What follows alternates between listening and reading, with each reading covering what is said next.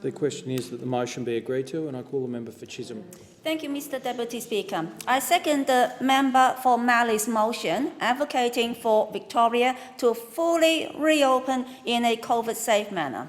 This means opening the doors of businesses, restoring the cherished freedom of Victorians, and ending the crippling uncertainty that has afflicted regional communities in our state, particularly in the border regions. In my electorate of Chisholm, I've witnessed the dire effects of the Andrews government's draconian lockdown measures. Small business has been given no respite or quarter. The same small business that is the lifeblood of our country and the communities within. The Victorian Labour Party has time and time again stood in the way of small businesses trying to survive this period. The Andrews government's response was extreme. It was an extreme solution designed to make up for their equally extreme mishandling of hotel quarantine.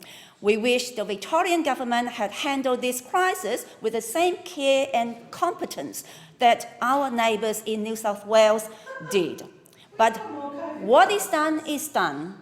If it wasn't Victorians' fault, and I am so proud of the courage and perseverance displayed by Victorians in getting through the worst of the latest crisis. The epidemiological data for Victoria is now at the point where health experts believe it's safe to reopen our state fully, so long as we also stay COVID safe. The Victorian health system has recovered and built its capacity to deal with this pandemic. Because of the Victorian outbreak, many business owners have been forced to shut their doors. Sadly, many of those doors won't ever open again.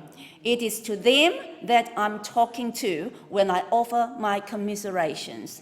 It is truly gut-wrenching to know that many small business owners have had to close the door permanently on their life's work.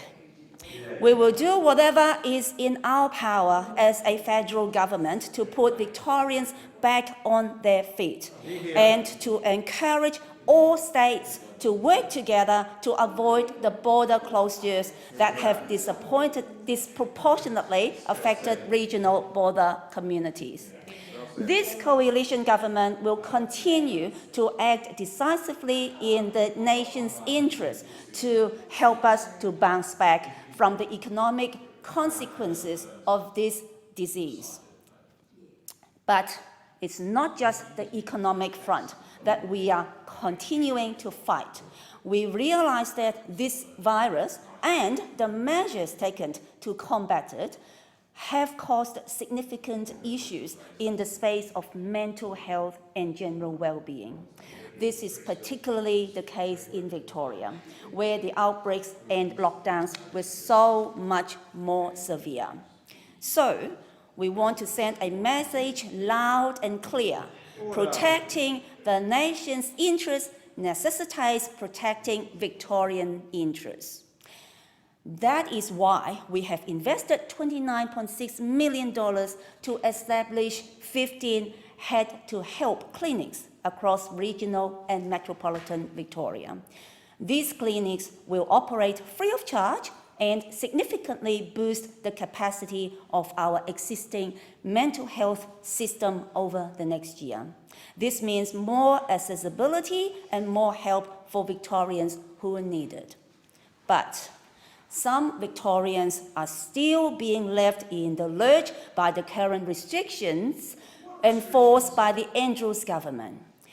Listen, a business in my electorate, Vogue Ballrooms, located in Burwood East, is still unable to operate. They have been continually forced to push bookings back, and can't get any peace of mind. For them, this lockdown hasn't eased, and they are still paying the penalty for Daniel Andrews of lockdown policy. My colleagues and I believe that it's time to unleash Victoria again. And that's why I firmly support the member for Mallee's motion today. Time has expired.